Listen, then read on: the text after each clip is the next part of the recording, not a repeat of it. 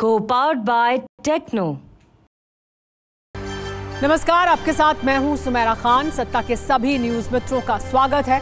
सबसे पहले सत्ते पे सत्ता, यानी 7 खबरें और दिलचस्प जानकारियां एक साथ। आज पहले आपको हिजबुल्लाह चीफ हसन नसरल्लाह के अंत की वीडियो कुंजी दिखाएंगे। इजराइल के पीएम नेतन्याहू ने कैसे फोन पर बात करते करते नसरल्लाह की मौत का बटन दबा दिया। हिजबुल्लाह के लिए आईडीएफ ने कैसे एक दृश्यम बनाया जिसमें नसरल्लाह फंस गया। आज की सबसे बड़ी खबर की एक एक डिटेल आपको देंगे। फिर एक कुंजी अदालत के उस आदेश पर जिसमें वित्त मंत्री निर्मला सीतारमण पर एफआईआर दर्ज करने की बात है।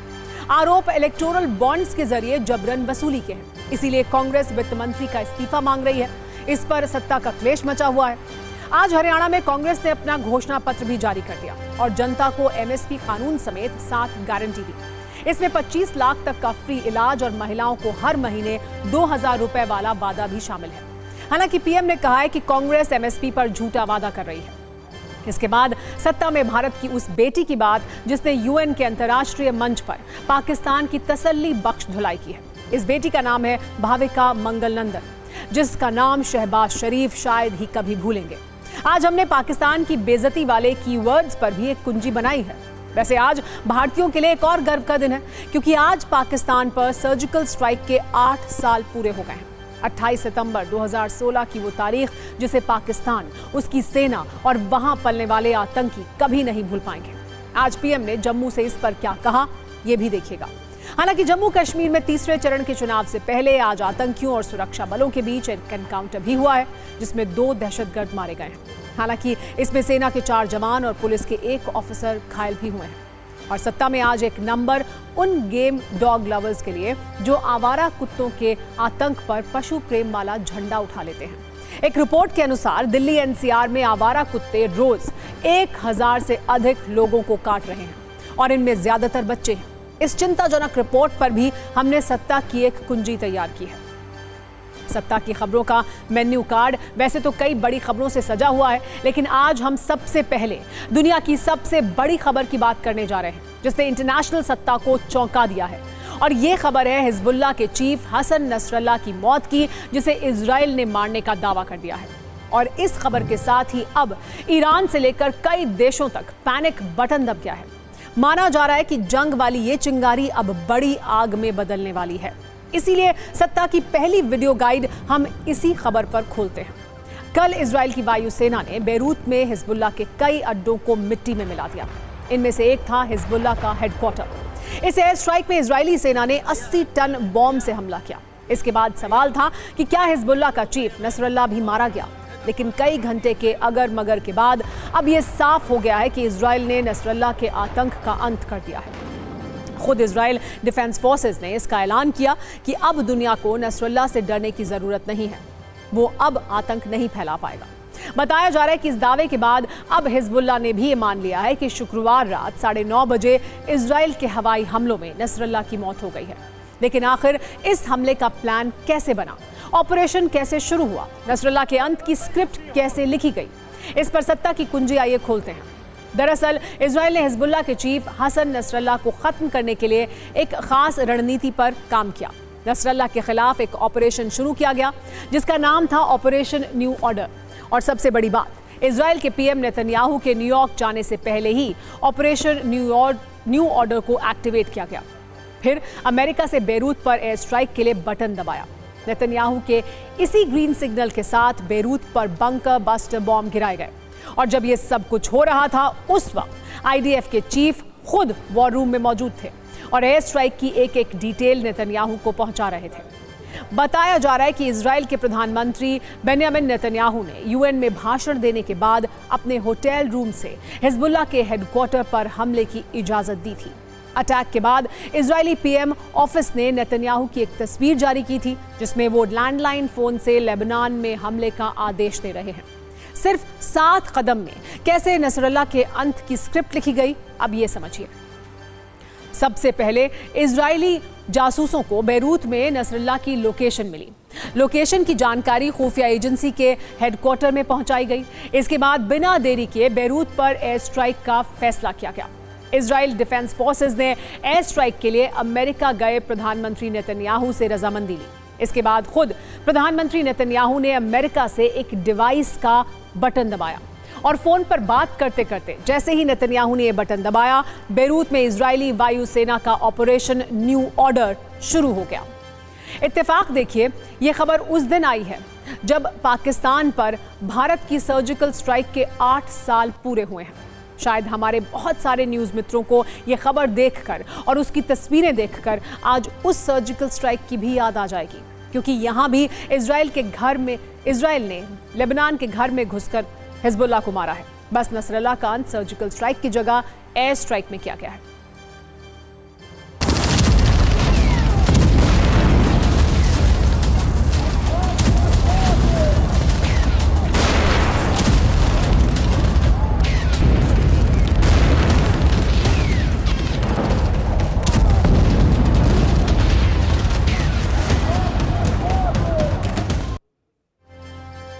अब नसरल्लाह के मारे जाने के बाद मिडिल ईस्ट में तनाव बढ़ गया है। इस बीच ईरान में supreme leader Ayatollah Ali Khamenei ने इमरजेंसी मीटिंग बुलाई है।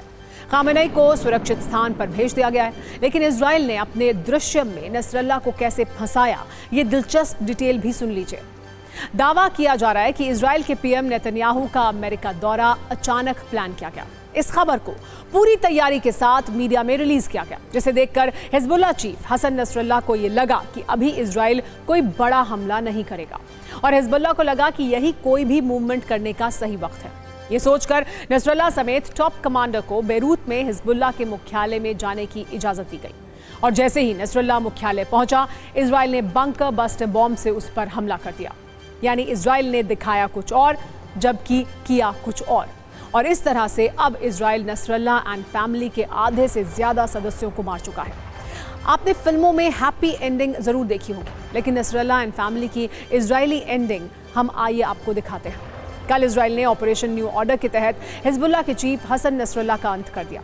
आईडीएफ का दावा है कि इस हमले में नसरल्लाह के साथ उसकी बेटी जैनब नसरल्लाह को भी मार दिया गया, जबकि वर्ष 1997 में इजराइल ने एक ऑपरेशन में नसरल्लाह के बेटे हादी नसरल्लाह को भी मार गिराया था। अब नसरल्लाह परिवार के अंत के बाद जिस नाम की सबसे ज्यादा चर्चा हो रही है वो है हाशिम साफेद्दीन, जो हसन नसरल्लाह का चचेरा भाई है और इसे ही नसरल्लाह का अगला उत्तराधिकारी बताया जा रहा है। इसीलिए मुमकिन है इजराइल का अगला शिकार अब ये भी हो, क्योंकि इजराइल की सबसे खास बात यह है कि वो कभी भी अपने दुश्मनों को भूलता नहीं है, उन्हें चुन चुन कर मारता है। अब हम आपको उस बॉम्ब के बारे में बताते हैं जिसे इजरायली सेना ने नसरल्लाह का डेथ वारंट बनाकर हिजबुल्लाह मुख्यालय पर गिराया, जिसका नाम है GBU-72 बंकर बस्टर बॉम्ब और ये बम अमेरिका ने इजराइल को दिया है। सबसे खास बात यह है कि इजराइल ने पहली बार किसी ऑपरेशन में अपने इस बॉम्ब का इस्तेमाल किया है। वैसे इस GBU-72 बंकर बस्टर बॉम्ब को 2021 में बनाकर तैयार किया गया था। ये अपनी तरह का एक बेहद एडवांस्ड बंकर बस्टर बॉम्ब है और खास बात यह है कि GBU-72 में 2200 किलो विस्फोट भरा होता है। और सोचिए, इजराइल ने शुक्रवार को एक साथ ऐसे कई बंकर बस्टर हिजबुल्लाह के हेडक्वार्टर पर गिराए हैं, क्योंकि ये बम बंकर समेत पूरी की पूरी बिल्डिंग को नष्ट करने की ताकत रखता है। अब हम आपको इस बंकर बस्टर बॉम्ब के बारे में एक और दिलचस्प जानकारी देते हैं। ये काम कैसे करता है। दरअसल बंकर बस्टर बॉम्ब लॉन्च होने के बाद जमीन को गहराई तक भेदता है। खास बात यह है कि जमीन से टकराने के बाद इसमें तुरंत विस्फोट नहीं होता, बल्कि ये जमीन के करीब 100 फीट नीचे जाने के बाद फटता है। पहले कंक्रीट पर GBU-72 का प्राइमरी वॉरहेड फटता है और फिर ब्लास्ट के बाद सेकेंडरी और मेन वॉरहेड ट्रिगर होता है, जो 6 फीट मोटी कंक्रीट को भी अंदर तक भेदने की क्षमता रखता है और कंक्रीट के पार जाने के बाद सुरंग को भी तबाह कर देता है। सैटेलाइट से गाइडिंग होती है। जब आप उसको फायर कर देते हैं तो आपको जो टारगेट की सेटिंग होती है, जिसके अंदर में आपको जाना है या उसको मिड कोर्स करेक्शंस करने हैं, वो सैटेलाइट उसको गाइड करता है और वहां ड्रॉप। इसकी सबसे बड़ी क्षमता ये है कि पहले इसके पेनिट्रेट करता है, ये फटता नहीं है, और जैसे डिले इसकी सेटिंग होती है फ्यूज की, उसके बाद डीप इनसाइड किसी भी बंकर्स को, किसी भी कमांड पोस्ट को जिसका रीइंफोर्स बहुत ज्यादा किया हो स्टील से या कंक्रीट से या रॉक से या गुफाओं के अंदर में, उसको भेदने की क्षमता अब कितनी भेदनी है वो सारा डिपेंड करता है कि कौन से कमांड पोस्ट पे आप ड्रॉप कर रहे हैं। अब न्यूज मित्रों को ये बताते हैं कि जिस नसरल्ला के अंत की खबर पूरी दुनिया में ब्रेकिंग न्यूज बन गई है, उसका बैकग्राउंड क्या था, जिसने इजराइल और हमास के बीच की जंग में खामोखा माहौल बनाकर अपनी मौत बुला ली। दरअसल 31 वर्षों से हसन नसरल्ला हिजबुल्लाह का प्रमुख था। तब से अब तक हिजबुल्लाह को आगे बढ़ाने का काम नसरल्ला ने ही किया था। सैयद की काली पगड़ी और शिया मौलवी की पोशाक पहनने वाला नसरल्ला मुस्लिम देशों के बीच सबसे प्रमुख शख्सियतों में से एक था। चरमपंथी, आतंकवादी और विद्रोही संगठनों में उसकी इतनी पैठ थी कि वो बड़े बड़े नेता इससे मिलने के लिए अपॉइंटमेंट लेते थे और इसकी बताई जगह पहुंचते थे। हसन नसरल्ला 1992 से हिजबुल्लाह का चीफ था। जब उसे ये जिम्मेदारी मिली तब नसरल्ला की उम्र सिर्फ 32 साल की थी। 63 साल के नसरल्ला अब लेबनान का बड़ा राजनेता भी बन चुका था। नसरल्ला को उसके समर्थक करिश्माई व्यक्ति मानते थे। नसरल्ला की अगुवाई में ही हिजबुल्लाह ने इजराइल में कई बड़े ऑपरेशन को अंजाम दिया। 2006 में इजराइल के साथ युद्ध तो करीब करीब बराबरी पर खत्म हुआ था। पूर्वी बैरूत में पले बड़े नसरल्ला ने कम उम्र में ही इस्लाम की बारीकी से पढ़ाई शुरू कर दी थी। मौजूदा वक्त में मुस्लिम देशों में हसन नसरल्ला काफी एक्टिव था और वहां की लीडरशिप के लिए आदरणीय बन चुका था। वैसे तो इजराइल बहुत छोटा सा देश है जिसकी ना तो आबादी ज्यादा है और ना क्षेत्रफल, लेकिन जब इजराइल बदला लेने पर आता है तो ना तो किसी की सुनता है और ना ही अपने दुश्मनों को छोड़ता है। और इजराइल ने सिर्फ एक बार फिर ये साबित कर दिया है। इजराइल ने अपने दुश्मन और हिजबुल्लाह चीफ हसन नसरल्ला को मार दिया है। इसी तरह इजराइल पर हमला करने वाले हमास के चीफ इस्माइल हानिया को भी उसने इसी तरह मिट्टी में मिला दिया था।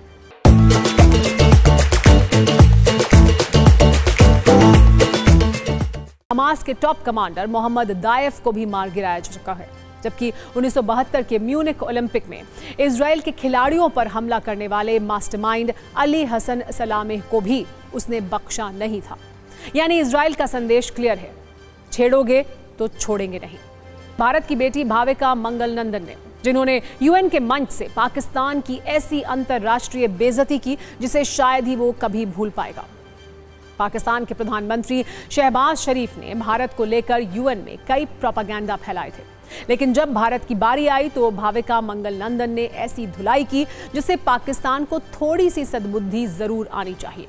सबसे पहले हम आपको ये बताते हैं कि भारत ने पाकिस्तान को यूएन के मंच पर जो आईना दिखाया, भारत की बेटी और स्थायी प्रतिनिधि भाविका मंगल नंदन ने जो धुलाई की, उसके कीवर्ड्स क्या थे। भाविका ने यूनाइटेड नेशंस में पाकिस्तान पर बयानों वाली जो स्ट्राइक की, उसमें उन्होंने कई दिलचस्प शब्दों का इस्तेमाल किया। जैसे उन्होंने पाकिस्तान पर घटिया पाखंड फैलाने का आरोप लगाया, दुर्भाग्यपूर्ण तमाशा करने का हमला किया, 1971 वाले बांग्लादेश नरसंहार का मास्टरमाइंड बताया, लालची नजर वाला कहा और असहिष्णुता और फोबिया जैसे शब्दों का इस्तेमाल किया। अब हम आपको यह भी दिखाते हैं कि पाकिस्तान की यह धुलाई आखिर क्यों हुई। दरअसल पाकिस्तान के प्रधानमंत्री शहबाज शरीफ ने यूएन के मंच से कश्मीर और अनुच्छेद 370 के नाम पर एंटी इंडिया एजेंडा चलाने की कोशिश की, जिसका जवाब उन्हें भारत की बेटी भाविका मंगल नंदन ने दिया। वैसे भाविका मंगल नंदन अब वो नाम है जिसे शहबाज शरीफ शायद ही कभी भूल पाएंगे। इस नाम को पाकिस्तान भी हमेशा याद रखेगा। इसीलिए हम आपको बताते हैं कि आखिर भाविका हैं कौन। भाविका मंगल नंदन मौजूदा वक्त में संयुक्त राष्ट्र में भारत की स्थायी प्रतिनिधि हैं। वो 2015 बैच की भारतीय विदेश सेवा अधिकारी हैं। इसके अलावा वो विदेश मंत्रालय में भी काम कर चुकी हैं। इस समय वो संयुक्त राष्ट्र में भारत के स्थायी मिशन में आतंकवाद रोधी और साइबर सुरक्षा प्रथम समिति में भारत की प्रथम सचिव के रूप में काम कर रही हैं। उनसे पहले रुचिरा कंबोज यूएन में भारत की स्थायी प्रतिनिधि थी। भाविका के प्रोफाइल के अनुसार उन्होंने वर्ष 2011 में आईआईटी दिल्ली से ग्रेजुएशन की डिग्री ली, लेकिन अब उनका नाम पाकिस्तान ही नहीं बल्कि पूरी दुनिया जान गई है। अब हम आपको शहबाज शरीफ का एक डर भी दिखाते हैं जो उन्होंने भारत को लेकर यूएन के मंच से दिखाया था, और इस डर का नाम है पीओके। पाकिस्तान के पीएम ने कहा था भारत पीओके पर कब्जा करने की धमकी देता है और उन पर कभी भी हमला कर सकता है। उनका बयान सुनने के बाद आप भी कहेंगे ये डर अच्छा है। आज शहबाज शरीफ का डर थोड़ा और बढ़ाते हैं और उन्हें प्रधानमंत्री मोदी का वो बयान सुनाते हैं जो आज उन्होंने जम्मू की एक रैली में दिया है। आज सर्जिकल स्ट्राइक के 8 साल पूरे हो गए। इस मौके पर पीएम ने कहा कि ये नया भारत घर में घुसकर मारता है। साथियों, आपको याद होगा आज 28 सितंबर है। साल 2016 में आज की रात 28 सितंबर की रात सर्जिकल स्ट्राइक हुई थी। भारत ने दुनिया को बता दिया था ये नया भारत है, ये घर में घुसकर मारता है। सत्ता में अब बात उस चुनावी बॉन्ड की करते हैं जिस पर सुप्रीम कोर्ट बहुत पहले पूर्ण विराम लगा चुका है, जिसके बाद से उसकी चर्चाओं का शटर पूरी तरह से बंद हो चुका था। लेकिन अब अचानक बेंगलुरु की स्पेशल कोर्ट ने चुनावी बॉन्ड के जिन्न को फिर से जिंदा कर दिया और देश की वित्त मंत्री निर्मला सीतारमण पर चुनावी बॉन्ड के जरिए जबरन चंदा लेने के आरोप में केस दर्ज करने का आदेश दिया, जिसके बाद से राजनेता के बयान एक्शन में आ गए हैं। विपक्ष ने राजनीतिक हमला शुरू कर दिया है और सत्ता पक्ष आरोपों का जवाब देने के लिए राजनीतिक डिफेंस की बेस्ट टेक्निक का इस्तेमाल कर रहा है। इस खबर पर हमने सत्ता की कुंजी तैयार की है, जिससे आप समझ पाएंगे कि चुनावी बॉन्ड की चर्चा फिर से क्यों शुरू हो गई है। सबसे पहले मामला समझिए। जनाधिकार संघर्ष परिषद के सह अध्यक्ष हैं आदर्श अय्यर। उन्होंने मार्च में बेंगलुरु के एक स्थानीय पुलिस थाने में एक शिकायत की थी। इस शिकायत में निर्मला सीतारमण और प्रवर्तन निदेशालय यानी ईडी पर जबरन छापेमारी करने और कंपनियों को डरा धमकाकर चुनावी चंदा लेने का आरोप लगाया था। शिकायत में यह भी आरोप था कि बीजेपी अध्यक्ष जेपी नड्डा और कर्नाटक बीजेपी के अध्यक्ष बीवाई विजेंद्र इसमें सहयोगी की भूमिका में थे। इस शिकायत पर तब कोई एक्शन नहीं हुआ, जिसके बाद जनाधिकार संघर्ष परिषद आदर्श अय्यर ने जनप्रतिनिधियों की विशेष अदालत में एक याचिका दायर की। कोर्ट ने याचिका की सुनवाई की और बेंगलुरु के तिलक नगर पुलिस थाने को वित्त मंत्री निर्मला सीतारमण के खिलाफ एफआईआर दर्ज करने का आदेश दिया, जिसके बाद वित्त मंत्री निर्मला सीतारमण पर एफआईआर हुई। अब 10 अक्टूबर को इस पूरे मामले की सुनवाई होगी। निर्मला सीतारमण के खिलाफ शिकायत में उन पर छापे मारने, जब्ती करने, गिरफ्तारियां करने, जबरन वसूली करने, आपराधिक साजिश रचने और चुनावी बॉन्ड खरीदने के लिए मजबूर करने का आरोप लगाया गया है। हालांकि वित्त मंत्री निर्मला सीतारमण की तरफ से इस पर अब तक कोई प्रतिक्रिया नहीं आई है। अब चूंकि एफआईआर देश की वित्त मंत्री निर्मला सीतारमण के खिलाफ हुई है, तो राजनीति की स्पीड बढ़नी तय थी। जैसे ही एफआईआर की खबर वायरल हुई, जमीन घोटाले में फंसे कर्नाटक के सीएम सिद्धारमैया ने उनका इस्तीफा मांग लिया। कांग्रेस की तरफ से पवन खेड़ा कह रहे हैं कि सिर्फ सीतारमण पर ही नहीं बल्कि जेपी नड्डा, अमित शाह और पीएम मोदी पर भी एफआईआर होनी चाहिए। जबकि बीजेपी के सुधांशु त्रिवेदी कह रहे हैं कि जब सुप्रीम कोर्ट इस पर फैसला दे चुका है तो निचली अदालत का ये आदेश सुप्रीम कोर्ट के फैसले पर सवाल उठाने के बराबर है। केंद्रीय मंत्री एचडी कुमारस्वामी कह रहे हैं, क्या निर्मला सीतारमण के निजी बैंक खाते में पैसा गया जो उनके खिलाफ एफआईआर की गई है? कुल मिलाकर सिद्धारमैया पर जमीन घोटाले के मामले में बैकफुट पर चल रही कांग्रेस को बीजेपी पर हमला करने के लिए एक नया हथियार मिल गया है।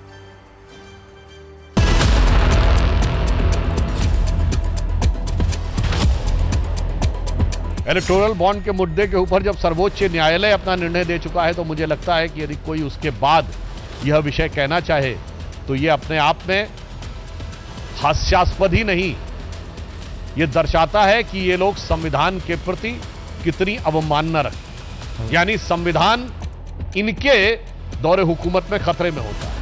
कि ये इलेक्टोरल बॉन्ड का जो मामला है, मैं समझता हूँ कि हमारे लोकतांत्रिक प्रणाली में लोगों से पैसे वसूल करने में एक बहुत बड़ा एक तरह से स्कैम कहा जाएगा। ये लोकसभा चुनाव के पहले सुप्रीम कोर्ट के निर्देशों पर ये पूरी जानकारी पूरे मुल्क के सामने आई है।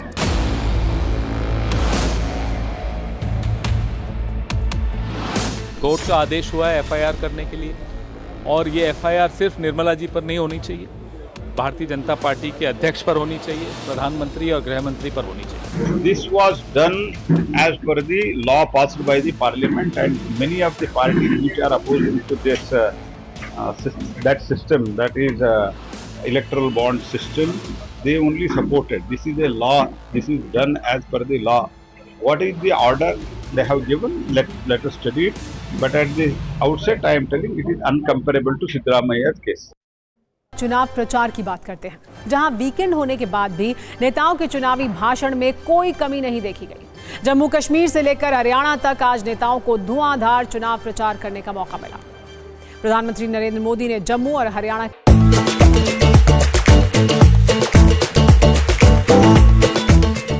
उत्तर प्रदेश के सीएम योगी आदित्यनाथ ने फरीदाबाद में चुनाव प्रचार किया। उन्होंने कहा कि जम्मू कश्मीर से 370 हटने के बाद अब मौलवी भी राम राम कहते हैं। कांग्रेस की तरफ से महासचिव प्रियंका गांधी ने चुनाव की कमान संभाली। पहली बार चुनाव प्रचार में उतरी प्रियंका ने बीजेपी पर तीखे हमले किए और पुराने इमोशनल किस्से भी सुनाए। जम्मू कश्मीर के बिश्नाह में प्रियंका गांधी ने चुनावी रैली को संबोधित करते हुए कहा कि कश्मीर से आने के 4 दिन बाद ही दादी शहीद हो गई। मुझे पीएम मोदी के भाषण में गंभीरता नहीं दिखी। पीएम छोटी छोटी बातों को गिनाते हैं, जबकि उन्होंने राज्य का दर्द छीन लिया है। जम्मू कश्मीर में 1 अक्टूबर को आखिरी चरण का चुनाव है, जबकि हरियाणा में एक ही चरण में 5 अक्टूबर को वोट डाले जाएंगे। वोटों की गिनती 8 अक्टूबर को होगी। देखते हैं। जम्मू कश्मीर के लोग कांग्रेस, एनसी और पीडीपी के 3 खानदानों से त्रस्त है। लोग फिर वही निजाम नहीं चाहते। जब उन्होंने आपसे राज्य का दर्जा छीना तो क्या क्या छिन गया आपसे। वो रेलवे स्टेशन की बात करने से नहीं मिलेगा आपको वापस।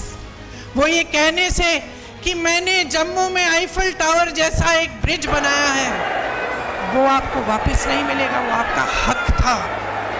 कांग्रेस वो पार्टी है जो आज भी सर्जिकल स्ट्राइक को लेकर पाकिस्तान की भाषा बोलती है।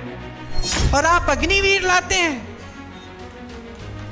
कि बच्चा जाएगा, सरहद पे खड़ा होगा, सुरक्षा करेगा हमारे देश की, लेकिन शहीद हो जाएगा तो उसको कुछ नहीं मिलेगा।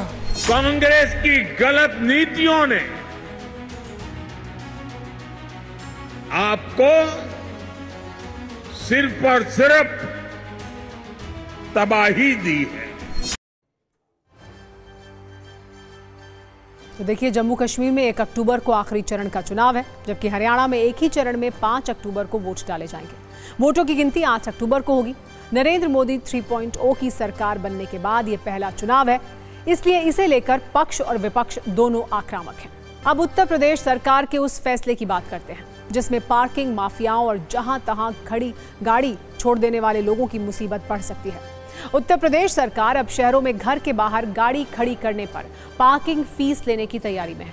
दिन के समय अलग और रात के समय अलग रेट तय किया गया है। दिन हो या रात, अगर आपकी गाड़ी सड़क पर रहेगी तो फिर इसके बदले आपको पार्किंग चार्ज देना होगा। यूपी की योगी सरकार शहरी इलाकों में पार्किंग की नई योजना लाने की तैयारी में है। सरकार का इरादा ट्रैफिक जाम रोकने और फिर इसी बहाने कमाई का है, मतलब एक तीर से 2 निशाने। नगर विकास विभाग ने इसके लिए प्रस्ताव बना लिया है। इसके बारे में पब्लिक से सुझाव मांगे गए हैं। नए प्लान के मुताबिक 2 श्रेणियां बनाई गई हैं, 10 लाख से अधिक आबादी वाले शहर और उससे कम आबादी वाले शहर। 10 लाख से अधिक आबादी वाले शहरों में दोपहिया गाड़ियों के 1 घंटे की पार्किंग फीस 7 रुपए होगी। 4 पहिया गाड़ियों के 1 घंटे की पार्किंग फीस 15 रुपए होगी। 10 लाख से कम आबादी वाले शहरों में दोपहिया गाड़ियों के 1 घंटे की पार्किंग फीस 5 रुपए और 4 पहिया गाड़ियों के 1 घंटे की पार्किंग फीस 10 रुपए होगी। अगर रात के समय की बात करें तो रात 11 बजे से सुबह 6 बजे तक 10 लाख से अधिक आबादी वाले शहरों में दोपहिया वाहनों के लिए पार्किंग रेट 57 रुपए और 4 पहिया गाड़ियों के लिए पार्किंग रेट 120 रुपए होगा। 10 लाख से कम आबादी वाले शहरों में दोपहिया गाड़ियों के पार्किंग रेट 40 रुपए और 4 पहिया गाड़ियों के पार्किंग रेट 80 रुपए होंगे। यूपी सरकार की पार्किंग चार्ज वाली ये योजना विपक्ष को पसंद नहीं आ रही है। समाजवादी पार्टी और कांग्रेस ने इसे जनता से लूट की योजना बताया है। दोनों दल ये दावा कर रहे हैं कि वो किसी भी कीमत पर इस योजना को लागू नहीं होने देंगे।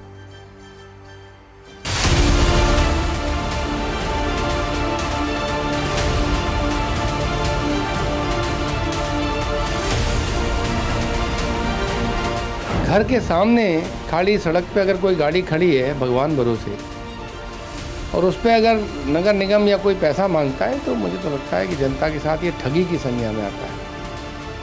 बस आपको किसी बहाने से जनता की जेब काटनी है, क्योंकि पैसा शुल्क आदमी को देते तभी संतोष होता है जब उसको उस तरह की सुविधा भी मिलती है। मुझे लगता है सरकार गाड़ी खड़ी करने के नाम पर, पार्किंग के नाम पर पुलिस के हाथ में डंडा देकर जबरिया वसूली करवाना चाहती है। वो चाहती है कि जेल में तब्दील हो जाए उत्तर प्रदेश के शहर। यहाँ पर लोग आने से डरे, गाड़ी खड़ी करने से डरे।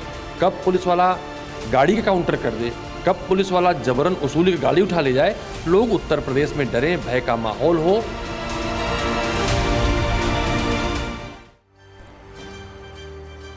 एक सवाल आपके मन में जरूर उठा होगा कि अब जब सरकार सड़क किनारे खड़ी गाड़ियों की पार्किंग फीस ले रही है तो क्या उन गाड़ियों की सुरक्षा की जिम्मेदारी भी सरकार लेगी?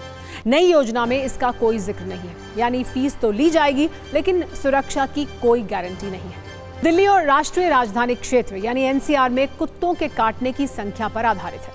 आप ये जानकर थोड़े हैरान रह जाएंगे कि दिल्ली एनसीआर में हर दिन 1000 से ज्यादा लोगों को कुत्ते काट रहे हैं और सबसे अधिक लोग दिल्ली के सफदरजंग अस्पताल में रेबीज का टीका लगवाने आते हैं। डॉक्टरों के अनुसार कुत्ता काटने के मामलों में 60% बच्चे होते हैं। सफदरजंग अस्पताल के मुताबिक हर दिन करीब 500 रेबीज के टीके लगाए जाते हैं। इनमें से करीब 200 नए मरीज होते हैं जबकि 300 पुराने मरीज होते हैं। लोकनायक अस्पताल के मुताबिक हर दिन करीब 100 लोग टीका लगवाने आते हैं, जबकि छुट्टी के दिन टीका लगवाने वालों की संख्या करीब 50 रहती है। वहीं नोएडा में जनवरी से अगस्त से 8 महीने में कुत्ते के काटने के 1 लाख मामले सामने आ चुके हैं। नोएडा के अस्पतालों में हर दिन 250 से 350 लोग एंटी रेबीज वैक्सीन लगवाने पहुंच रहे हैं। अगर किसी व्यक्ति को कुत्ता, बिल्ली, गीदड़, भेड़िया, लोमड़ी, रकून, चमगादड़ या दूसरे जानवर काट लें तो उसे रेबीज का टीका लगवाने की जरूरत होती है। वैसे दिल्ली एनसीआर में कुत्तों का मामला इतना संगीन हो गया है कि नोएडा में कुत्तों की गिनती के लिए अभियान शुरू होने वाला है, जिसके लिए 80 लोगों की एक टीम बनाई गई है। 1 अक्टूबर से 31 दिसंबर 2024 तक जिले में कुत्तों की गिनती की जाएगी। इसमें शहरी और ग्रामीण दोनों इलाके शामिल हैं। इनकी जिम्मेदारी हाई राइज सोसाइटी और दूसरे इलाकों में कुत्तों की सही संख्या और नस्ल की जानकारी जुटाना भी है। तो अगर आपके पास कुत्ते घूमते हैं तो उससे नफरत मत कीजिए, जहां तक संभव हो दूरी बना लीजिए और सावधान भी रहिए, नहीं तो आपको भी रेबीज के टीके लगवाने पड़ सकते हैं। फूटा बच चुका है, यानी सत्ता में आज का टाइम खत्म हो गया है। कल शाम 7 बजे आपसे एक बार फिर मुलाकात होगी। तब तक सभी न्यूज मित्रों से हमारी गुजारिश है कि वो सत्ता की न्यूज रील्स को ज्यादा से ज्यादा शेयर करें और मुझे दें इजाजत। को पावर्ड बाय टेक्नो।